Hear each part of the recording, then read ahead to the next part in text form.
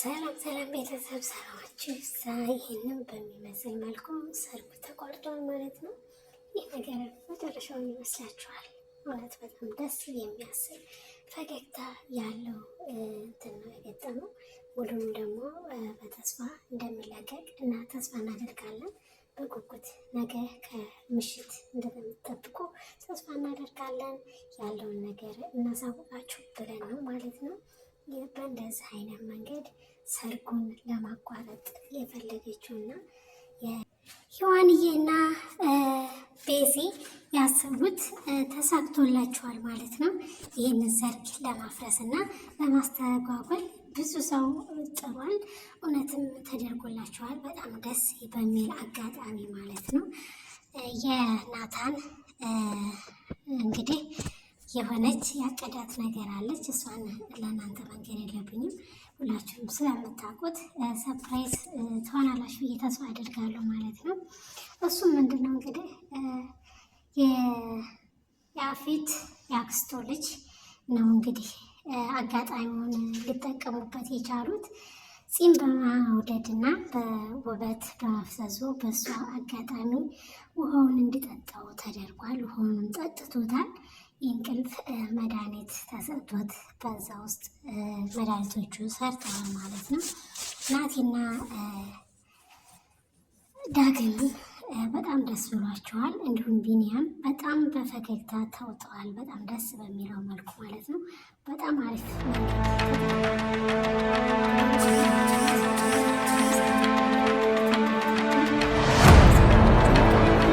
የናታንም ፈገግታ በእንደዚህ አይነት መልኩ ልናይ አዘጋጅተናል ማለት ነው። እንግዲህ እንደምታውቁት ደግሞ ኤፉዬ ነፍሰ ጡር ናት። ከማን እንዳትሉኝ ሁላችሁም ስለምታውቁት እንግዲህ ከናታን ነው ማለት ነው። እና ነፍሰ ጡር ናት። እንግዲህ እንደ እግዚአብሔር ፍቃድ ሆኖም ግን ልጅ ሊኖረን ይችላል፣ እኔም እስካን መጨረሻው የአንተ ብቻ ነው የምሆነው በማለት ኤፉዬ ሀሳቧን ግልጽ አድርጋ ተናግራለች ማለት ነው። እና የናታን በእንደዚህ አይነት ፈገግታ ደስ ስላለው ብዙ ነገሮችን በመከራ በሲቃይ ስላለፈ አሁን ግን በደስታ ስለተገኘ በጣም ደስ ይላል ማለት ነው። ለመናገር በእንደዚህ አይነት ፈገግታ መጠበቃችን እኛ ሆነን ነው። በጣም ብዙ ኮሜንቶችን እንጽፋለን እናያለንም ማለት ነው። እና እባካችሁን ኤፉንና ናታንን አታስቀይሟቸው፣ በደስታ ይኖሩበት እንላለን ማለት ነው። እና በደስታ ውስጥም ብዙ መራራዎችም ብዙ ከባድ ነገሮችም እንዳሉ፣ መልካምን ነገር ለማግኘት ደግሞ ብዙ ተራራዎችን መውጣትና ማውረድ እንዳለብን ያሳውቃል ማለት ነው። በነገራችን ላይ መልካም ነገር ለማግኘት ደግሞ ድካማችንን የሚቆጥርልን ለመልካም ነገር ብዙ ድካምን ስንደክምና ስንለፋ ነው ማለት ነው። አንድ ሰው ተኝቶ እግዚአብሔር ያቅልኛል ማለት ቀላል ነው። ለምን ተኝቶ በቃ እግዚአብሔር ደግሞ ካልሰራህ ካልረዳህ መልካም ነገር ላይ እንደምትደርስ ተስፋ ማድረግ አለብን ማለት ነው። ግን ኤፉ ምንድናት? ኤፉ በሃይማኖቷ የጸናች በአንድ ትዕግስተኛ ሴት የተመሰለች ናት ማለት ነው። ሆኖም ግን የያፌትም ጸባዩን እንደዛ ያደረገበት አንድና አንድ ምክንያት ያፌት ያለ አባት ነው ያደገው ማለት ነው። እና ናታን ደግሞ በአባቱ ስላደገ ቅብርር ብሎ ያደገ ነው የሚመስለው ማለት ነው። ያንን ስላሰበ በቃ የናታንን ደስታውን እንጂ ደካማ ጎኑንና ያሳለፈውን ከባድ ነገር አያውቅም ማለት ነው። ቢያውቅ ኖሮ ይህን ያክል ሊረዳውና ሊያስጨንቀው አይችልም ነበረ። አሁንም አንድ የተነሰሰው ነገር ቢኖር በናታን ያጣኋቸውን ነገሮች የማሻሽልበት ብሏልና እሱ ምንድነው?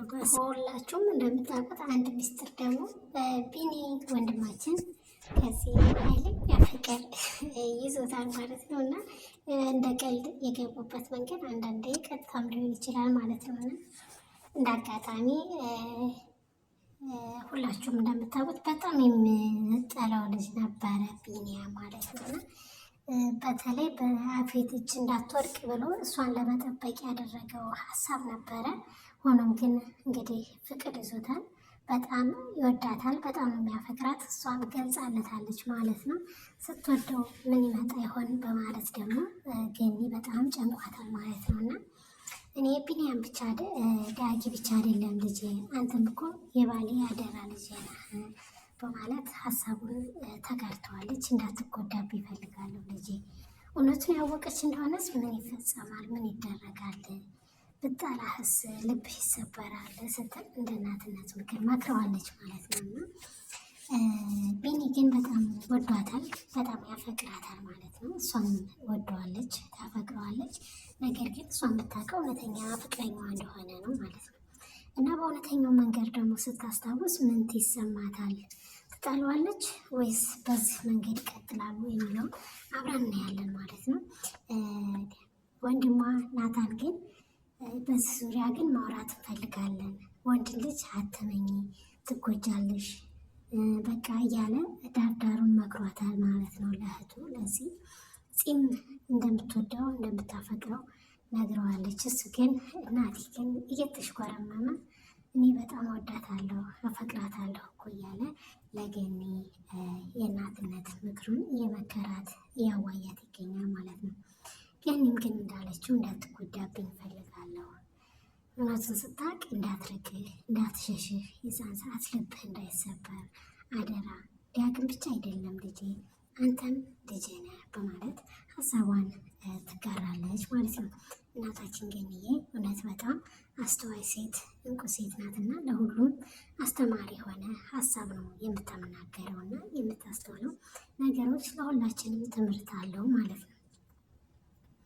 እና ገኒ እውነት ለልጅ ስትል እንደሌለው እንዳታሰው ጎንበስ ብላ ከሰው በታች ሆና መስራቷ አንድና አንድ ለልጇ ስትል ነው። ልጇ እንግዲህ እንደምታውቋት ኤፍራታ በእርግጥ እናቴ እኮ ገኒ እኮ ሁሉንም ነገር ለማስረዳት ለእኔ ፈልጋለች፣ እኔ ነኝ ጊዜ ያልሰጠኋት። ተደፍሬ አንድ ሴት ልጅ አለች ስትለኝ ሴቷ ልጅስ የት ናት ብዬ መጠየቅ ነበረብኝ የሚለውንም ለራሷ ጥያቄ ሰጥታለች ማለት ነው። እና ሁለተኛው ደግሞ ዳግም ልጄ ነው ስትለኝ አልጠረጠርኩም፣ ዳግምም እህቴ ሲለኝ ነበረና እንዴት አልጠረጠርኩም በማለት ሀሳብ ውስጥ ገብታለች ማለት ነው። እናቴ እውነት የመልካም ህይወት የምንመኝላችሁ ይሆናል። እንግዲህ ያፌት ይታሰራል ወይስ አይታሰርም የሚለውን አብረን እናያለን ማለት ነው። ውድ ተመልካቾቻችን ቪዲዮውን ከወደዳችሁት ላይክ፣ ሰብስክራይብ በማድረግ እንድታበረታቱ ስል ከሐረግ ድራማ የተወሰደ መልካም ነገር የምንሰራበት ዩቲዩብ ቻናል ይመስላል። ሁሉንም ነገር ለበጎ ነው።